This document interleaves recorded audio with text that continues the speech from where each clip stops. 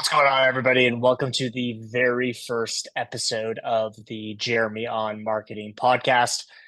I'm super excited to be doing this. I think it's a long time coming, something I've been thinking about doing for a very long time, and I'm excited to be here. I think one of the best things I like about being an entrepreneur and being in business and marketing is I think I realized like I like to create things and put it out there. And that goes again for business and it goes for marketing. And I've obviously leaned a little bit more into the content production side of things as well recently. And as uncomfortable as that is, I'm really enjoying the whole process of figuring out which content I should be creating and what is resonating with people and what's actually helpful for people.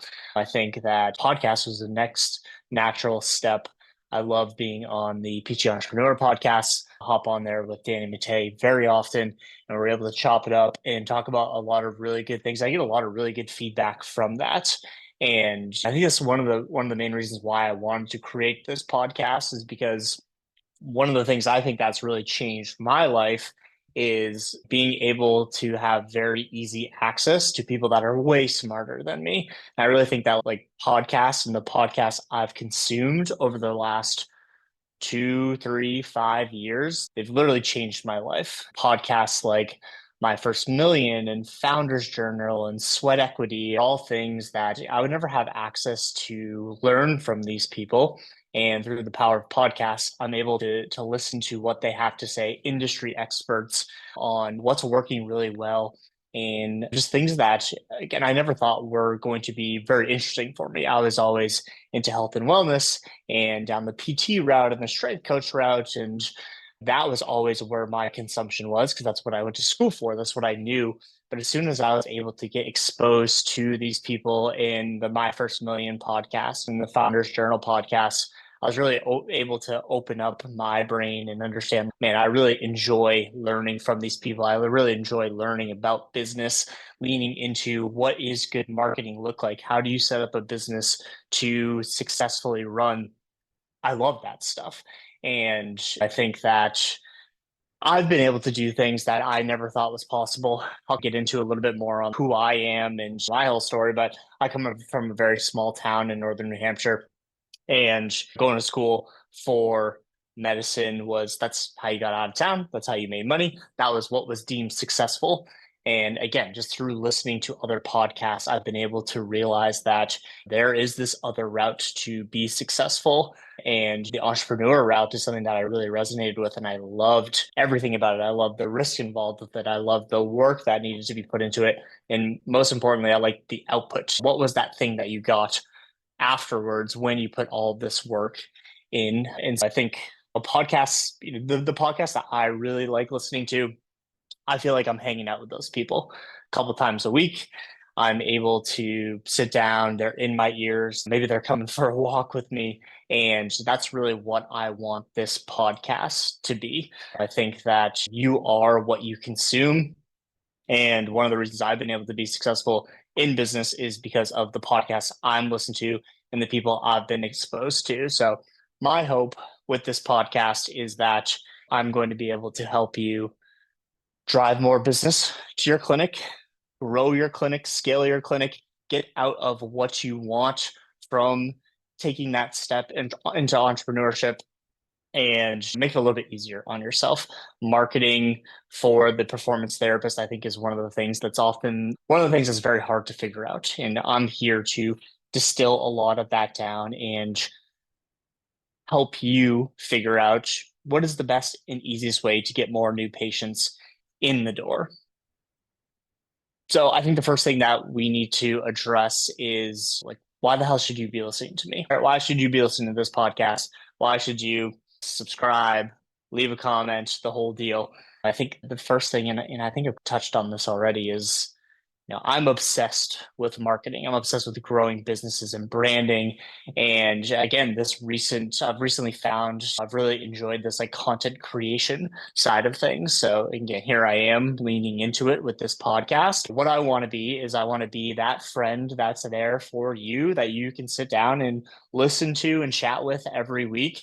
that can help you market your clinic, that can help you grow your clinic, that can help you scale your clinic, that can help you brand your clinic. How do you create a story around what you're trying to do?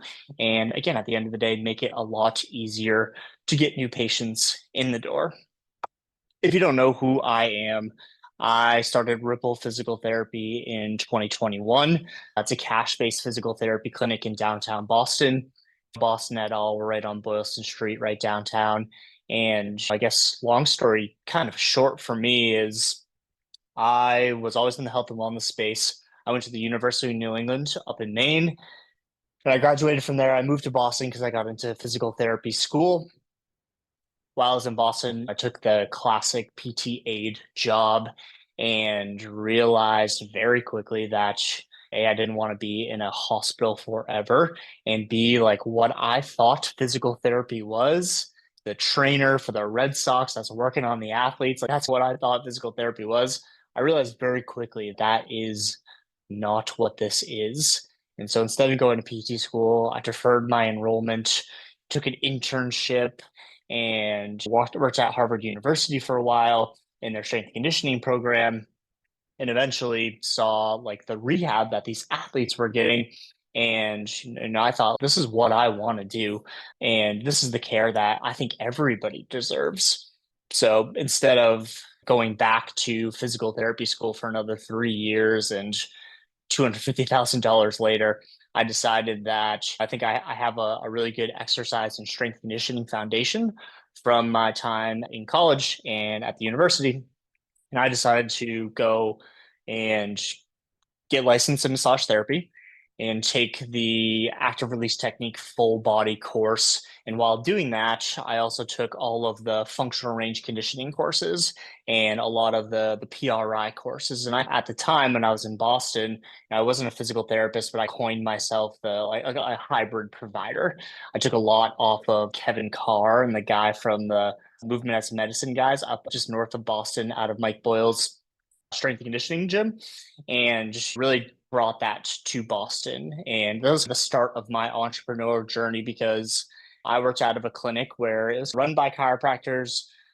There were some massage therapists there, there's other trainers there, but you really had to fend for yourself there if you were going to get patients and personal training clients and get somebody to come in for that hybrid service that I was providing. I really had to market myself. I had to learn continuity very quickly. And that was, again, the beginning of myself really starting to brand myself and get my schedule built up and understand the importance of local marketing and all of those things. Unfortunately, during COVID, that clinic shut down and I was left to go self-employed.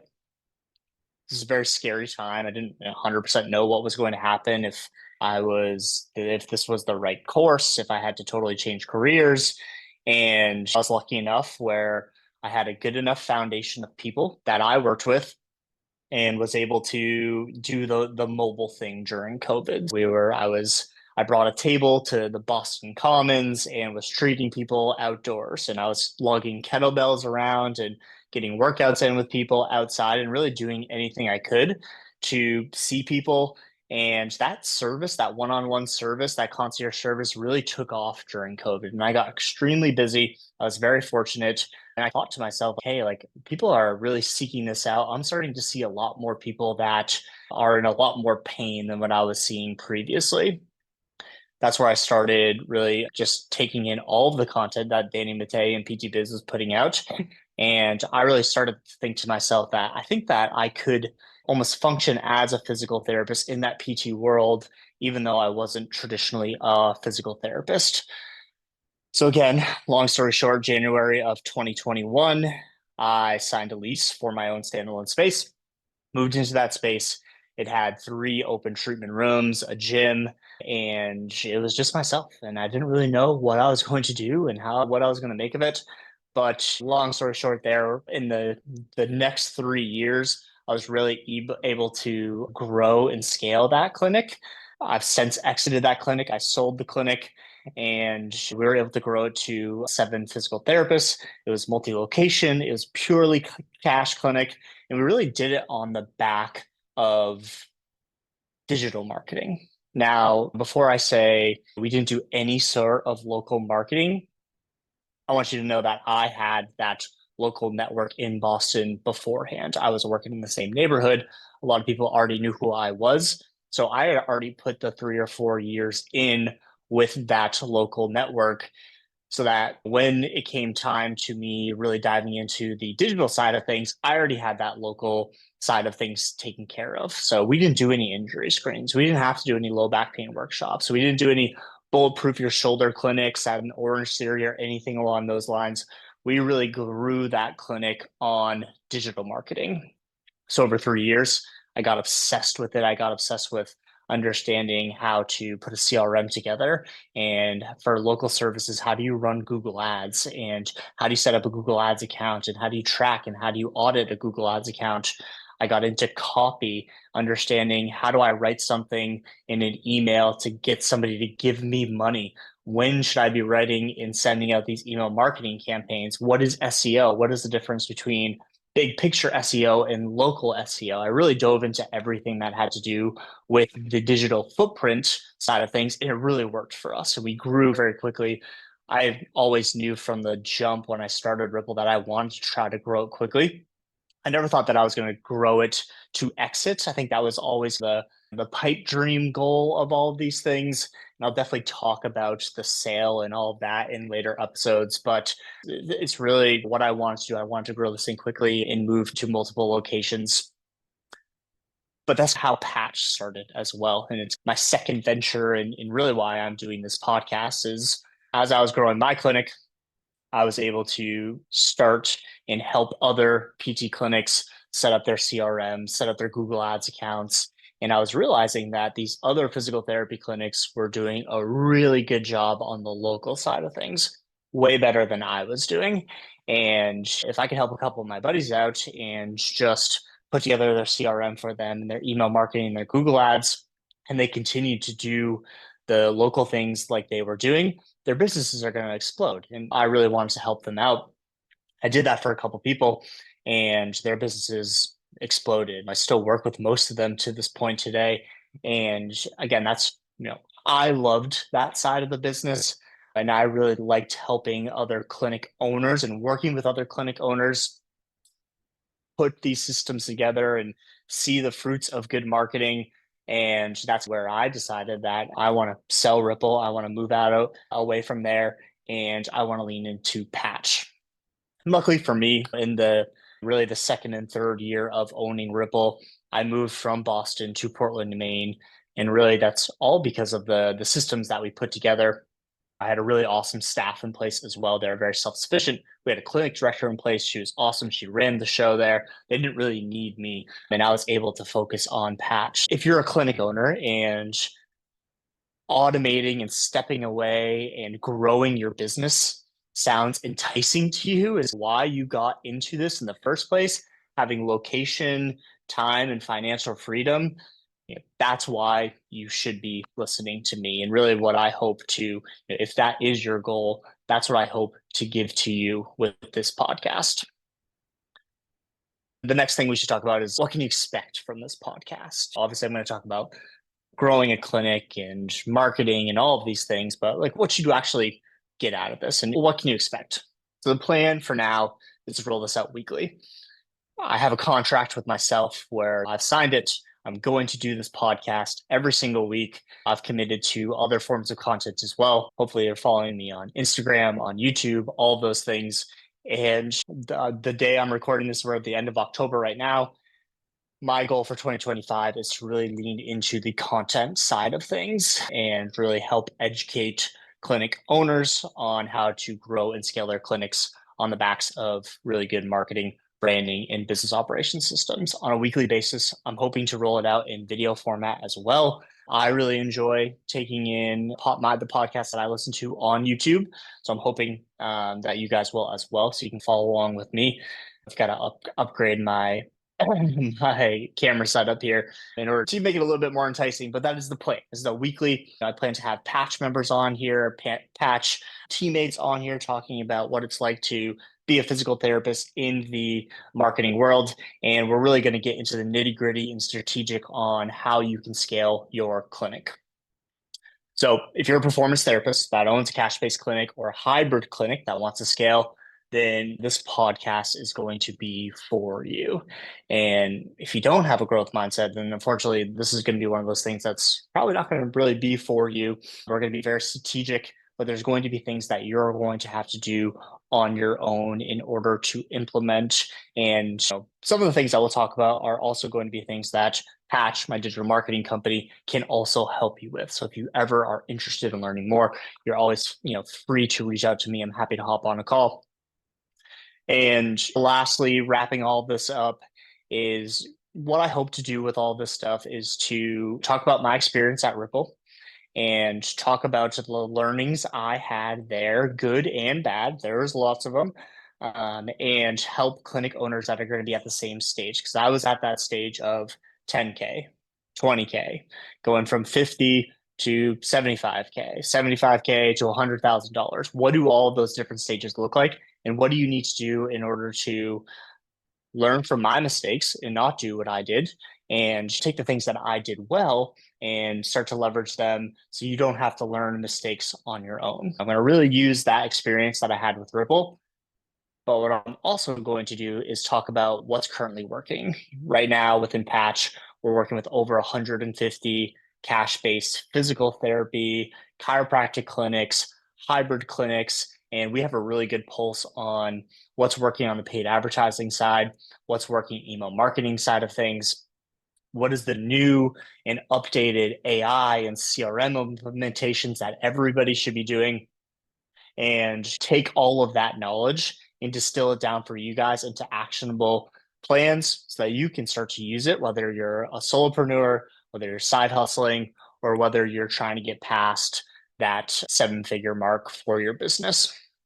I think the last thing is what I did really well with Ripple is I was able to take ideologies and practices from outside of physical therapy and healthcare and use these B2B SaaS or tech company principles and implement them into how we can do things in a physical therapy clinic. I'm obsessed with AI. I'm obsessed with learning about what's new in tech and all of the new processes that's rolling out. And I hope to take those processes. And again, I'm not running my own clinic anymore. The things that I would use for my own clinic, I hope to share that with you guys. What's the latest and greatest AI? Is it good enough that we should be using it yet? Here's things to use. Here's things to avoid. How do we leverage this new tech that's rolling out?